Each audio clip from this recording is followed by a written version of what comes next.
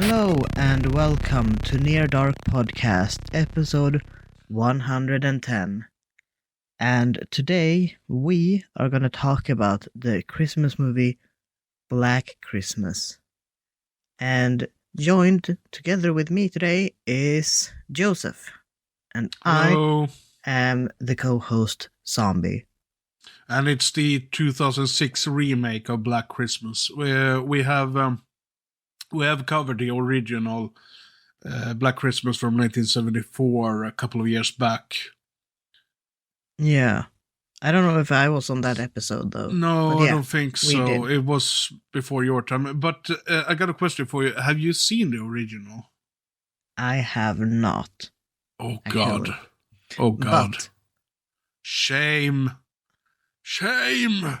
But what I have looking up trivia on this movie made me actually want to watch it. So maybe that will be a Christmas movie to watch on the holidays to put me in this Christmas spirit. We can talk about it a little bit while we talk about the remake. Yeah. But like I said, we're going to talk about the 2006 remake of Black Christmas, because this is the Christmas episode of this year. Yeah. We usually talk about the two movies on Christmas, but since we have some time constraints and things just happening in life and whatnot. Yeah, we don't really have the time to talk about two movies this year, but yeah. Yeah. Unfortunately, but we will be back to the schedule hopefully the next year. But before we jump into the movie, let's talk about recently watched, which most likely is just Welcome to Joseph's Corner at this point. I'm gonna mention two things. Yep. The only thing I've watched is a 2001 movie called The Day the World Ended. It was part of, I don't know if it was a studio or just a banner, but I know that Stan Winston, the effects guru, who passed away a couple of years back, was involved with. He did effects for Predator, Jurassic Park, Aliens, and so on and so on. But it was part of this. Like I said, I don't know if it was a studio or if it was just a banner. It was called Creature Features, and I know for a fact that there were at least 4 movies released under that title. And those were The Day the World Ended, Teenage Caveman, Earth vs. the Spider, and How to Make a Monster. And How to Make a Monster is a great TV horror movie. I think we should cover that one. The other two I haven't seen. But yeah, I watched The Day the World Ended. It was a rewatch, actually. Okay. I saw this movie back in, I think, 2002 or 2003, late night. So 20 years ago, so almost exactly. Yeah. A late night on cable TV when my parents were still married. Bit of trivia. Yeah. But I remembered it to be a really good made-for-TV horror movie, and I picked it up on DVD a couple of years back and planned to watch it, rewatch it. It has been standing in my film collection since then, and for some reason I just felt like I really need to rewatch that movie now. So I sat down this week and rewatched it, and well, let's just say that it's a movie that I think would have been better if I just left it in my memory as a good TV movie. It's not bad, It's but just that nostalgia clouded your eyes. yes, it's an all right movie. It's about this child psychologist who lands a new job in a small town in Nevada, and basically from the moment she gets there, she realizes that the townsfolks are kind of hostile towards her, and she thinks that something is up. You know, the classic thing with those type of stories. But anyways, she comes into contact with a boy who is bullied and basically outcast, and pretty soon there are bodies turning up around the town, and the culprit, and this is not a spoiler, the culprit is a tentacle monster who kills off very specific characters in this town, and this monster might have a connection to the boy. So there's basically a little bit of a mystery to the film, and it's a sci-fi horror movie made for TV, but it's actually pretty gory for a TV movie. I was really surprised. But yeah, overall, it's an alright film. I won't have any great hurry to rewatch it, but like I said, it's one of those cases where I should have just left it in the past and just, let it be a good memory.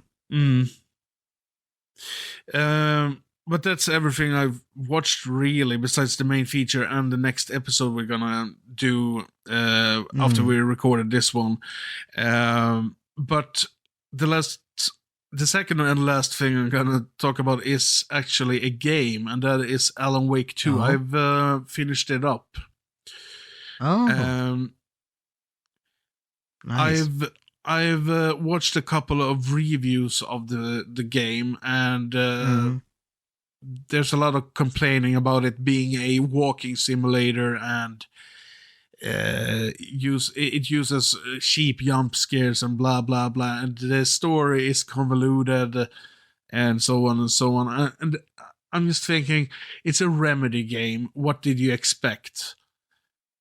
I mean, Remedy games aren't known for their gameplay mechanics and everything. Well, besides Control, perhaps. But I personally love the game. There could have been more combat scenarios throughout the game, and some parts of it was really slow, and I just thought that, come on, I want to fight something. I've been walking around for 2 hours now. What the fuck's going on? Itching for a fight. Yeah, well, when I started playing the game, I thought it was, when I was about halfway through the game, I thought it was a 10 out of 10. Now, when I played through the entire thing, and I got some time to think about it, and reflect Let over it it. fester. Yeah, it's a 9 out of 10 for me. I think it's a brilliant game. The story is awesome, and there's a segment in the game, without spoiling what it is, it's one of the most surprising things I've ever seen in a video game. But yeah, I really love the game, and I'm really looking forward to the DLC packs they're gonna release later down the line. But that's everything I got for this episode, I kind of guess. Have you catched anything, Zombie? I have unfortunately not. I have been bombarded with information at work, and so I have been too preoccupied with that in my mind to actually consume anything or truly like consume it. So yeah, it's like usual. No surprises here. No. Okay. Should we roll the trailer then, perhaps, for Black Christmas? Yes, actually, I totally blanked in my head. Let's roll the trailer for Black Christmas 2006. 15 years ago, on Christmas Eve, his family became his victims. What have you done?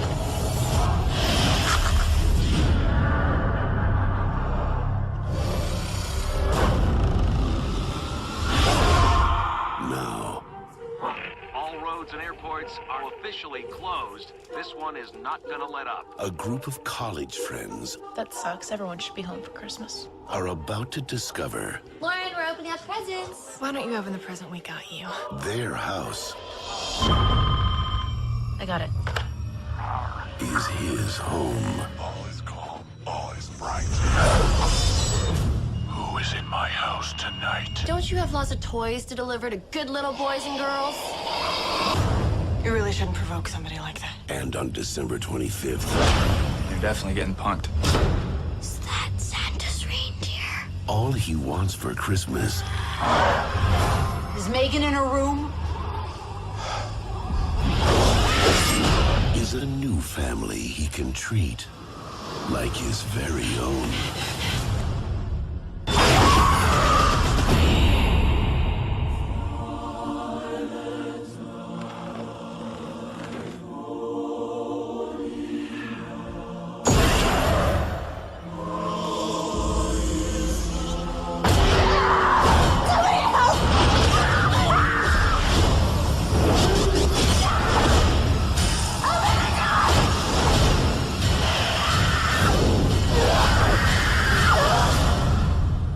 You're my family now.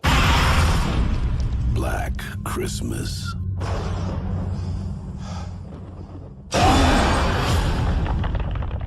On Christmas Eve, an escaped maniac returns to his childhood home, which is now a sorority house, and begins to murder the sorority sisters one by one. So I can guess by the majority of movies that you have watched this one. You would be correct. Yeah. I've seen all three of the Black Christmas movies. The original from yeah. 1974, this one, and the 2019. the god awful woke Christmas 2019 movie. It's, I mean, not to talk about that one, but just to mention it, me and Blue watched that remake. I think it was a year after it was released, and both of us just sat there like, what the fuck are we watching? What is this garbage? And it's a very, feminazi woke movie, really. Yeah. From what I remember, it was like that, at least. And I don't know if I will have any great courage to watch that, to be honest. But yeah, I think this was the third time I saw the 2006 remake. And I think the original movie from 1974 is one of the most bone-chilling movies ever made. Even though it got some humor peppered into it, it's not like in the vein of, for example, Evil Dead 2. It's not like that, but there are some humor put into it. Bob Clark, the director of the original, moved on to do the Porky's movies in the 80s, which are basically adult comedies. So, yeah, but I think the original is one of the most bone-chilling movies ever made, and it's definitely one of the best festive slasher movies ever made, and also one of the best slasher movies overall ever made. But that's high praise. Yeah, it's a really good movie. You have to watch that one, Zombie. I'll watch it after these recordings. You should. I want a complete review of it at the end of the day. But the 2006 5-page essay. Yeah, exactly. But no, the 2006 remake, I mean, as a horror movie, it is nowhere near close to the original movie. As a scary movie. But I think the 2006 remake is a fun slasher movie because it's so goddamn over the top and it's just ridiculous, everything that happens in it. It went on a very different route than the original then. Yeah, it definitely does. And it basically derails completely in the last act. And yeah, I mean, what else is there to say? I mean, I like the actresses in the film. Most of the characters are pretty despicable, but none of the characters are truly made to be liked. I think Melissa was pretty likable. Michelle Trachtenberg, I think her last name is. That character was kind of likable, but all of the other characters were pretty mean to each other. Was she the one that got drunk? No. She's the one who got her head sliced up with a. What's it called? Ice skates. Yeah, exactly. Yeah, she was the most decent one. That and like the house mother. Yeah, was the most redeemable characters. Language. Yeah. But then you got, Mary Elizabeth Winstead, who would appear in other movies I really like. Like Scott Pilgrim versus the World. I think she was in that one. And Final Destination 3 and Cloverfield Lane 10, I think it's called. That one is really good. And she also played John McClane's daughter in Die Hard 4 and 5. If you watch the theatrical cut, if you watch the director's cut, I think the scenes with her is gone for some odd reason. But yeah, that's the only cut the director made, was cut her out of the movie. Yeah, basically.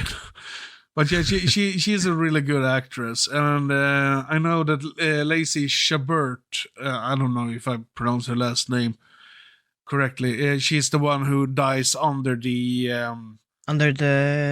porch, or the porch. Yeah. She was in Mean Girls with. Oh God, I'm losing names all day here. What the fuck is Jennifer Lawrence? No. It's a comedy from like 2000, I think, 2001 perhaps. Lindsay Lohan is in that. That's I'm confusing names. That's her name. Yeah. Lindsay Lohan. She's in that one, which is a brilliant comedy, by the way. And she's also in another movie I've seen called Scarecrow, which is a TV made for TV horror movie from 2000 something, 2000.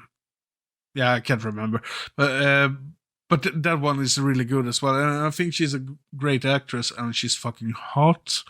And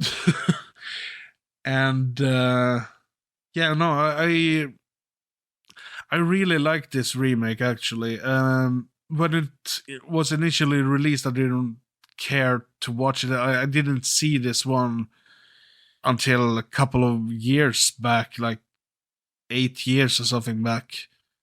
Wow. And I watched it back to back together with Blue and a friend of hers on Christmas Eve, actually. Fitting. But I mean, there are a couple of nitpicks I got with the film. For example, the introduction of the film, you get to see a couple of girls getting killed. At the same time, you get to see the maniac escaping from the loony bin. And for those who haven't seen the movie, this is a big spoiler. Yeah. If you want to watch the movie, go and watch it and then come back. You have been warned. Yeah. It turns out that there are 2 killers. I did get that impression after they threw us the red herring. Well, you get to see a couple of girls getting killed, and at the same time, you get to see the maniac escaping the loony bin. Yeah. Which makes the whole reveal, the 2 killer reveal, redundant, really. Yeah. And also, they did throw out there, like at the end, like who knows how long they've been there, which implies that he escaped, like, not the same day necessarily. Now, it could have been that he escaped the same day, but I think they meant that they didn't know how long she had been in the house. Because I think he escaped on Christmas Eve. Yeah, because it just feels like they worked so in tandem with each other. They had matching clothes and everything that both looked equally worn out. And having been separated for years, in order to like get that kind of bond, despite how unstable you are mentally, I feel like you must have at least met each other at some point. Yeah, well, they did meet each other when they were younger. Yeah. Well, it doesn't make any sense. No. And also another nitpick that I thought about, that also like occurred to me while scrolling through IMDb, is that they talk about how isolated they are and how far it is to get to the police and everything, totally negating the fact that this is a sorority house. More than likely, there should be at least 1 or 2 other sorority houses nearby, because sorority houses rarely are singled out. Yeah, but together with the fact that if it is a sorority house, the campus should be closer. And despite it being Christmas, I think a campus at least have some staff there at all times. Yeah, they should have, but for security reasons. Yeah, but I think they say it at the beginning of the film that everyone has gone on a Christmas vacation, so they are basically alone on the campus. But like you said, there should be some sort of, campus guard. Yeah, because not everyone goes home, and there can happen accidents and whatnot, and not every teacher has the luxury of quitting at Christmas time. So it just feels unrealistic that they would be so cut off that they didn't have any other choice than a 2-hour ride to the police. Not that it would have worked out in the end, considering how they didn't even get off the driveway, or drive-through, or whatever. But still, the fact that they just didn't bring it up other than one time. But feels just a bit. What did you think about the film? I guess this was a first-time watch for you. It was. And they didn't really try hard to make you like any of the characters. Even the final girl.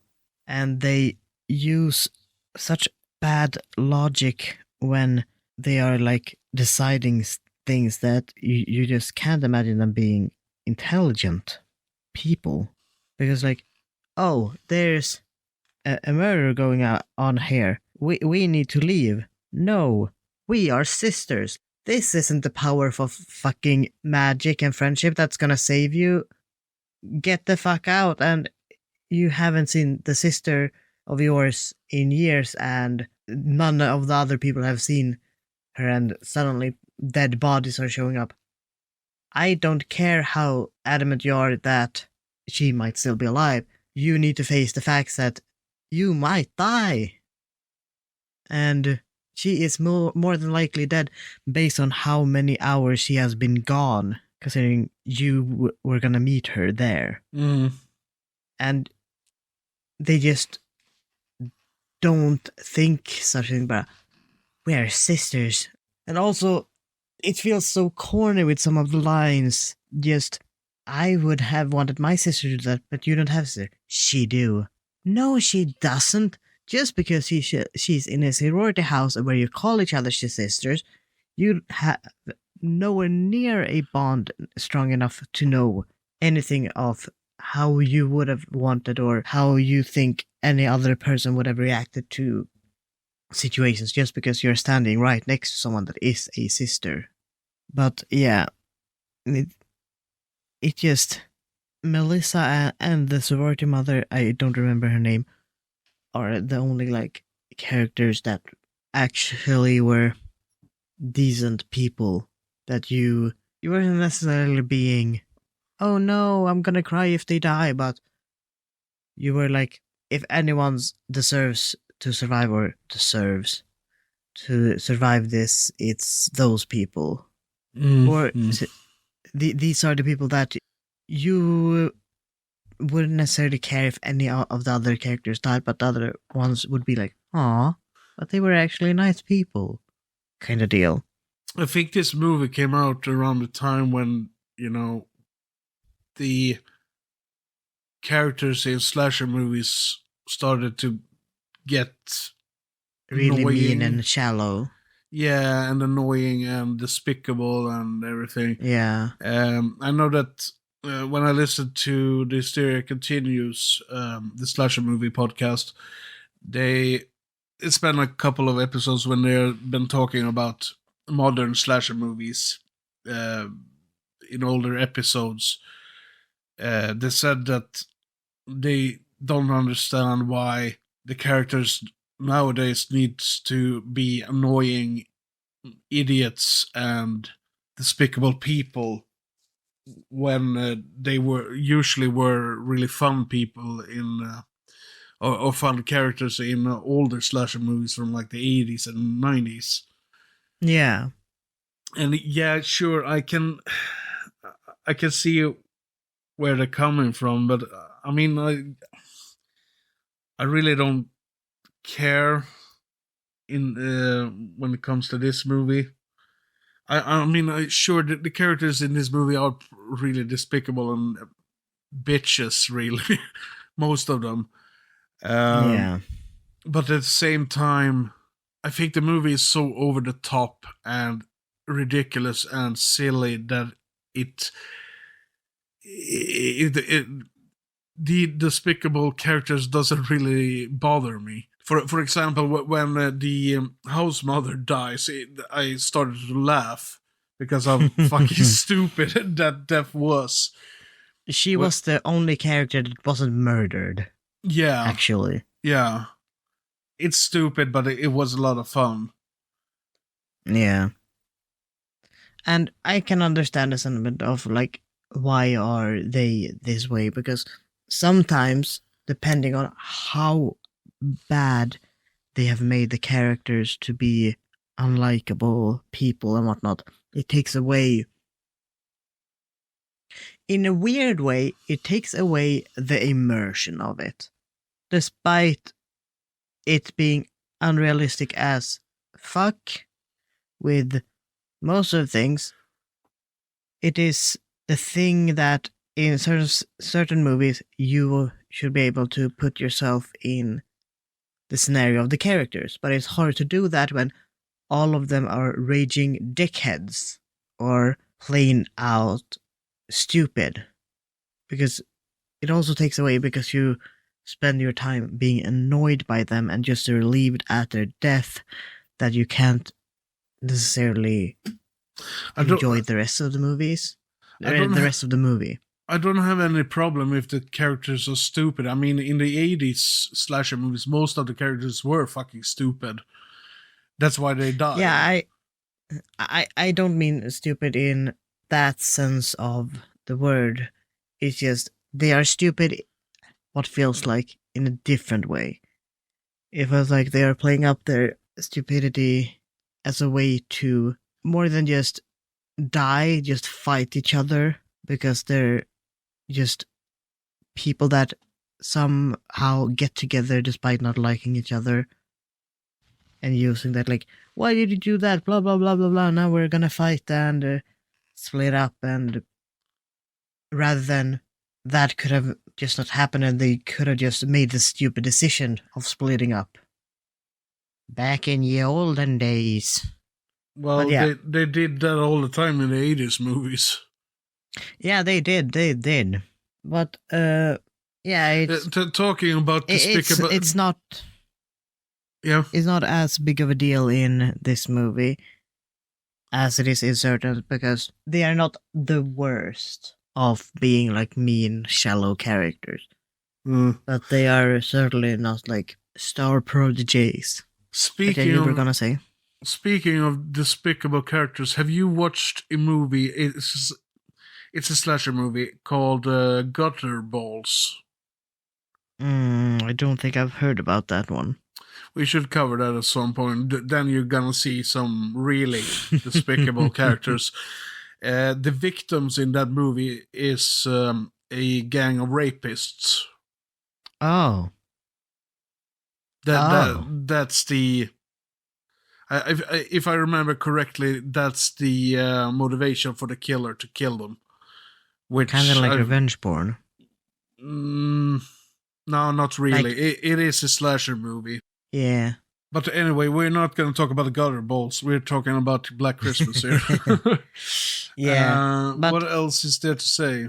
But yeah, the gore, like, kind of forgives the characters in a way. It would have been better with better characters, but it works. Because you get some really... I think the gore is fucking awesome in this movie. You don't necessarily get a lot of variety in the kills, but you do get a lot of gore for the kills you get. Yeah. Which is nice. There's plenty of gore in this one. The first time I saw it, I was actually surprised how fucking gory the movie is. Just sprinkling in a bit of trivia into the movie. There are certain scenes that have been differentiated from the US version and the UK or European version.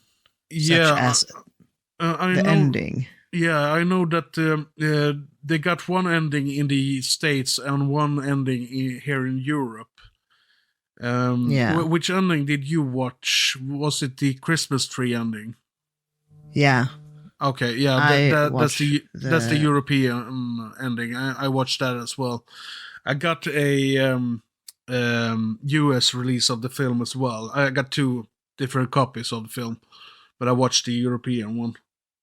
Yeah, and I think it was a very UK thing with a special kill that was different, and that was the Melissa kill. Instead of being severed by a skate, she just got stabbed in the eye, I think, with the unicorn, and then dragged away with the unicorn still stabbed in her eye. She got dragged away and killed off screen.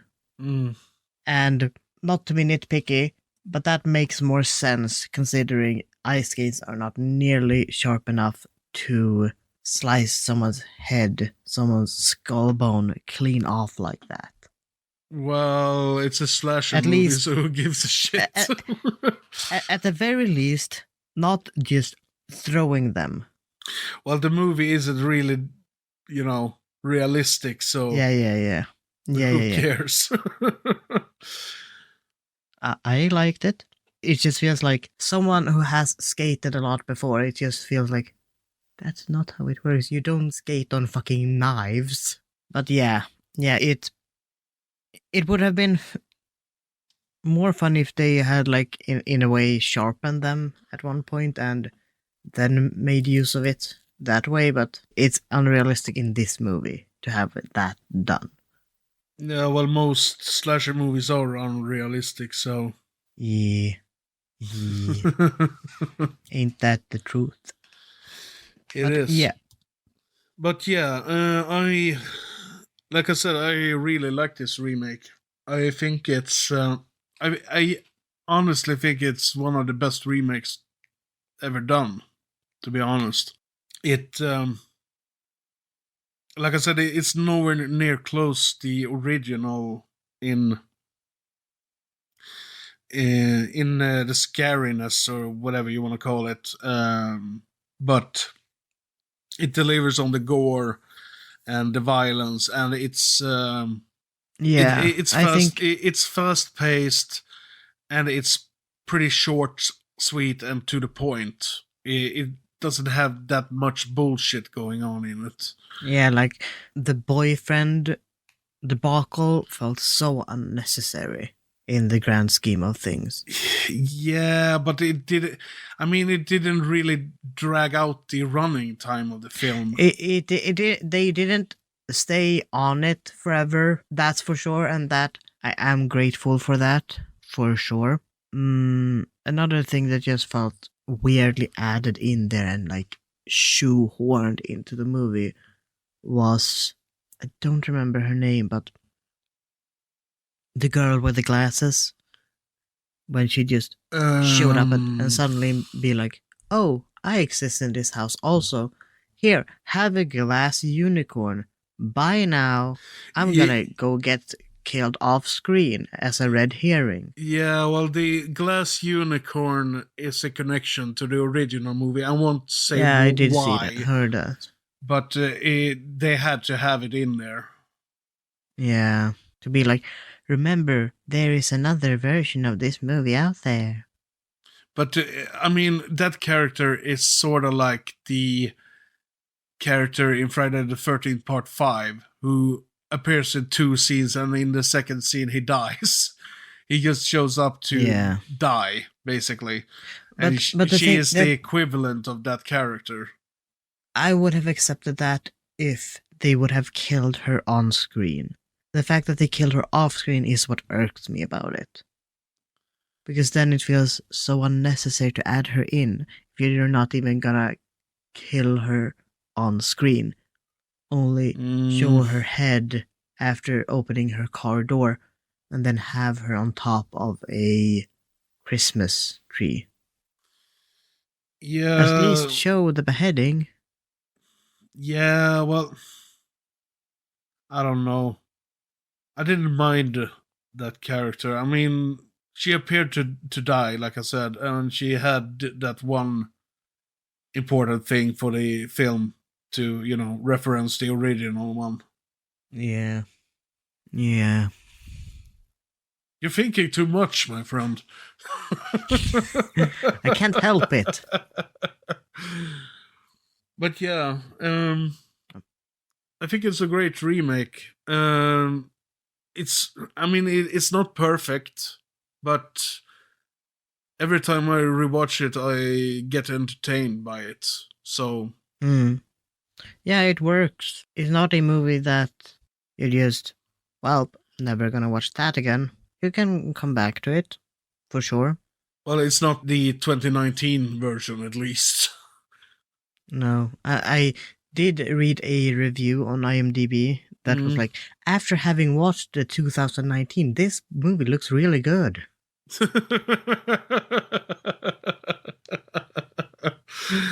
Yeah, and then we're like, I can understand that. Not gonna watch that movie.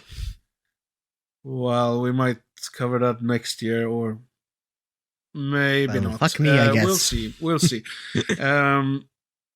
Okay, should we perhaps give us our final verdict? Or do you have anything else you want to add? I have nothing else that I wanted to mention. How about you? I think I've already said my piece. Yeah. I think it's a great remake, like I said. One of the best ones. It's not on par with the original, of course, but it kind of does its own thing.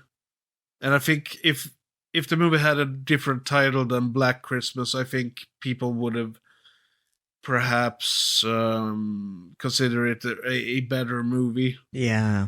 Even though most of the characters are despicable bitches and assholes, I don't mind it. There are other movies where I get really annoyed by characters like that, but in this one I don't mind it. I like the bitchiness of the characters. Yeah. And I also like that they basically turned the gore up to 10. But yeah, if I would rate it, I would, which I will. I would rate it a 10 out of 10 for me. I think. Wow. I think it's flawed, but at the same time, I get entertained by it, and that's what I look for when I watch movies. So yeah, that is fair. That is fair. But compared to the original, if I would, put them side by side, the original is a 10 out of 10, and this would have been an 8 out of 10, I think. Fair. But if I'm gonna judge it on its own, it's a 10 out of 10. Yeah.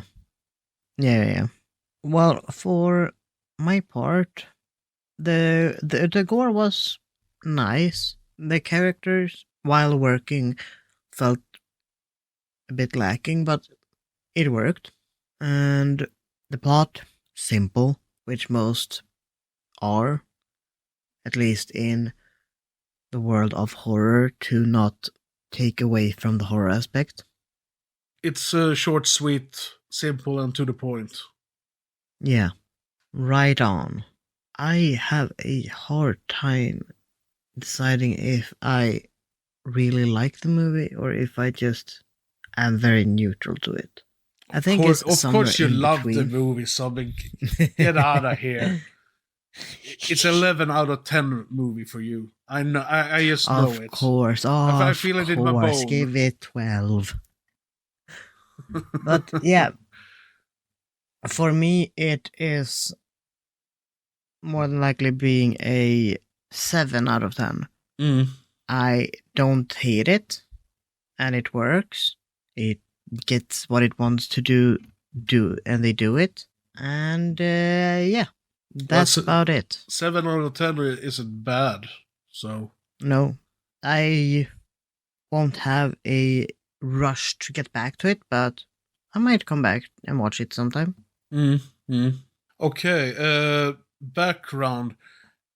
This time around, I was an asshole and forgot to look up any background, so I asked you, Zombie, to check some background for us. So you got my job this time around.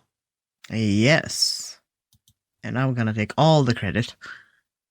You should. As we have already mentioned, this is a remake. And it was directed by Glenn Morgan with the help of the writing of the original screenwriter, Roy Moore. One thing about the writer, Roy Moore did the screenplay of the original, but he didn't write the script for this one. But it was inspired by it. It was based on the screenplay written by Roy Moore. Yeah. And the budget for this movie was estimated to be $9 million. And on the opening weekend in US and Canada alone, it made about $3.7 million. And Mary Elizabeth Winstead, as we have already mentioned, been in various other movies such as Scott Pilgrim and was it Final Destination 3? Yes. Yeah. And she, for this movie, was nominated in the Scream Awards for Scream Queen of 2007. Okay. But she lost to the actor Kate Beckinsale from the movie Vacancy. And, the Vacancy is a really good one. Yeah. And the movie alone was nominated in 2006 also in the Stinkers Bad Movie Awards as Worst Christmas Film. But it lost that one as well to the movie Unaccompanied Minors. What the fuck is that? No idea. Never heard of. But it was nominated twice, lost twice. And in the final credits, you can see a message saying, "Goodbye, Shirley." And that is in tribute to a composer, Shirley Walker, who was a frequent collaborator with the director of this movie, Glenn Morgan. And she passed away in November of 2006, approximately a month before the release of Black Christmas. And Glenn Morgan, speaking of him, had approached the actor Mary Elizabeth Winstead about this movie around 4 a.m. in an airport after actually finishing Final Destination 3. Oh. And she was a bit hesitant, but as we can see, she did join this project, and she agreed to it because she is a fan, just like you, of the 1974 version.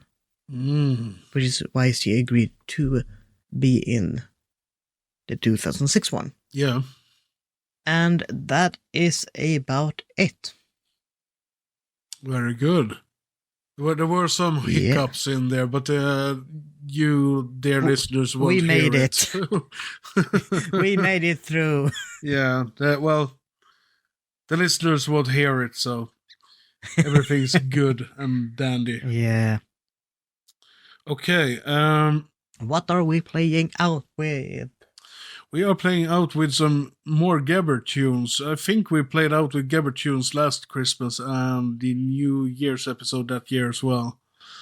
It's becoming a trend. Yeah. We are playing out with the Silver Bellies. Santa Comes Tonight. Ooh.